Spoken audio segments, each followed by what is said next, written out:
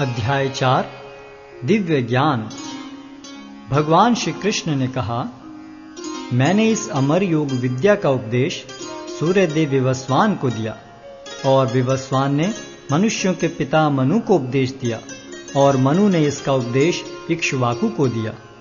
आज मेरे द्वारा वही यह प्राचीन योग यानी परमेश्वर के साथ अपने संबंध का विज्ञान तुमसे कहा जा रहा है, क्योंकि तुम मेरे भक्त तथा मित्र हो। अतः तुम इस विज्ञान के दिव्य रहस्य को समझ सकते हो। इस प्रकार यह परम विज्ञान गुरु परंपरा द्वारा प्राप्त किया गया और राज ऋषियों ने इसी विधि से इसे समझा, किंतु कालक्रम में यह परंपरा छिन्न हो गई। अतः यह विज्ञान यथारूप में लुप्त हो गया लगता है। अर्जुन ने कहा, सूर्यदेव विवस्वान आपसे पहले हो चुके हैं, तो फिर मैं कैसे समझूं कि प्रारंभ में भी आपने उन्हें इस विद्या का उपदेश दिया था। श्री भगवान ने कहा, तुम्हारे तथा मेरे अनेकानेक जन्म हो चुके हैं। मुझे तो उन सब का स्मरण है, किंतु हे परंतप, तुम्हें उनका स्मरण नहीं रह सकता है। यद्यपि मैं अजन्मा तथा विनाशी हूं और यद्यपि मैं समस्त जीवों का स्वामी हूं, तो भी प्रत्येक युग में मैं अपने आदि दिव्य रूप में प्रकट होता हूं। हे भरतवंशी, जब भी और जहां भी धर्म का पतन होता है और अधर्म की प्रधानता होने लगती है, तब तब मैं अवतार लेता हूं। भक्तों का उद्धार करने, दुष्टों का विनाश करने तथा धर्म की फिर से स्थापना करने के लिए मैं हर युग में प्रकट होता हूं। हे अर्जुन, जो मेरे आविर्भाव तथा कर्मों की दिव्य प्रकृति को जानता है, वह इस शरीर को छोड़ने पर इस भौतिक संसार में पुनः जन्म नहीं लेता, अपितु मेरे सनातन धाम को प्राप्त होता है। आसक्ति, भय तथा क्रोध से मुक्त होकर, मुझ में पूर्णतया तन्मय होकर और मेरी शरण में आकर बहुत से व्यक्ति भूतकाल में मेरे ज्ञान से पवित्र हो चुके हैं। इस प्रकार से उन सबों ने मेरे प्रति दिव्य प्रेम को प्राप्त किया है। जिस भाव से सारे लोग मेरी शरण ग्रहण करते हैं, उसी के अनुरूप मैं उन्हें फल देता हूं। हे पार्थ, प्रत्येक व्यक्ति सभी प्रकार से मेरे पथ का अनुगमन करता है। इस संसार में मनुष्य सकाम कर्मों में सिद्धि चाहते हैं, फलस्वरूप वे देवताओं की पूजा करते हैं। निस्संदेह संसार में मनुष्य को सकाम कर्म का फल शीघ्र प्राप्त होता है। प्रकृति के तीनों गुणों और उनसे संबद्ध कर्म के अनुसार मेरे द्वारा मानव समाज के 4 विभाग रचे गए। यद्यपि मैं इस व्यवस्था का सृष्टा हूं, किंतु तुम यह जान लो कि मैं इतने पर भी अव्यय अकर्ता हूं। मुझ पर किसी कर्म का प्रभाव नहीं पड़ता, न ही मैं कर्म फल की कामना करता हूं। जो मेरे संबंध में सत्य को जानता है, वह भी कर्मों के फल के पाश में नहीं बंधता। प्राचीन काल में समस्त मुक्तात्माओं ने मेरी दिव्य प्रकृति को जान करके ही कर्म किया। अतः तुम्हें चाहिए कि उनके पद चिन्हों का अनुसरण करते हुए अपने कर्तव्य का पालन करो। कर्म क्या है और अकर्म क्या है, इसे निश्चित करने में बुद्धिमान व्यक्ति भी मोहग्रस्त हो जाते हैं। अतः मैं तुमको बताऊंगा कि कर्म क्या है, जिसे जानकर तुम सारे अशुभ से मुक्त हो सकोगे। कर्म की बारीकियों को समझना अत्यंत कठिन है। अतः मनुष्य को चाहिए कि वह यह ठीक से जाने कि कर्म क्या है, विकर्म क्या है और अकर्म क्या है। जो मनुष्य कर्म में अकर्म और अकर्म में कर्म देखता है, वह सभी मनुष्यों में बुद्धिमान है और सब प्रकार के कर्मों में प्रवृत्त रहकर भी दिव्य स्थिति में रहता है। जिस व्यक्ति का प्रत्येक प्रयास इंद्रिय तृप्ति की कामना से रहित होता है, उसे पूर्ण ज्ञानी समझा जाता है। उसे ही साधु पुरुष ऐसा करता कहते हैं, जिसने पूर्ण ज्ञान की अग्नि से कर्म फलों को भस्मसात कर दिया है। अपने कर्म फलों की सारी आसक्ति को त्याग कर सदैव संतुष्ट तथा स्वतंत्र रहकर वह सभी प्रकार के कार्यों में व्यस्त रहकर भी कोई सकाम कर्म नहीं करता।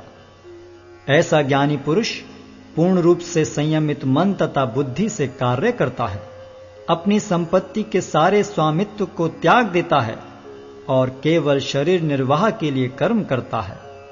इस तरह कार्य करता हुआ वह पाप रूपी फलों से प्रभावित नहीं होता है। जो स्वतः होने वाले लाभ से संतुष्ट रहता है, जो द्वंद्व से मुक्त है और ईर्ष्या नहीं करता, जो सफलता तथा असफलता दोनों में स्थिर रहता है, वह कर्म करता हुआ भी कभी बंधता नहीं। जो पुरुष प्रकृति के गुणों के प्रति अनासक्त है और जो दिव्य ज्ञान में पूर्णतया स्थित है, उसके सारे कर्म ब्रह्म में लीन हो जाते हैं। जो व्यक्ति कृष्ण भावनामृत में पूर्णतया लीन रहता है, उसे अपने आध्यात्मिक कर्मों के योगदान के कारण अवश्य ही भगवत धाम की प्राप्ति होती है, क्योंकि उसमें हवन आध्यात्मिक होता है और हवि भी आध्यात्मिक होती है। कुछ योगी विभिन्न प्रकार के यज्ञों द्वारा देवताओं की भली भांति पूजा करते हैं और कुछ परब्रह्म रूपी अग्नि में आहुति डालते हैं। इनमें से कुछ विशुद्ध ब्रह्मचारी श्रवणादि क्रियाओं तथा इंद्रियों को मन के नियंत्रण रूपी अग्नि में स्वाहा कर देते हैं, तो दूसरे लोग इंद्रिय विषयों को इंद्रियों की अग्नि में स्वाहा कर देते हैं। दूसरे जो मन तथा इंद्रियों को वश में करके आत्म साक्षात्कार करना चाहते हैं, संपूर्ण इंद्रियों तथा प्राणवायु के कार्यों को संयमित मन रूपी अग्नि में आहुति कर देते हैं। कठोर व्रत अंगीकार करके कुछ लोग अपनी संपत्ति का त्याग करके कुछ कठिन तपस्या द्वारा, कुछ अष्टांग योग पद्धति के अभ्यास द्वारा अथवा दिव्य ज्ञान में उन्नति करने के लिए वेदों के अध्ययन द्वारा प्रबुद्ध बनते हैं।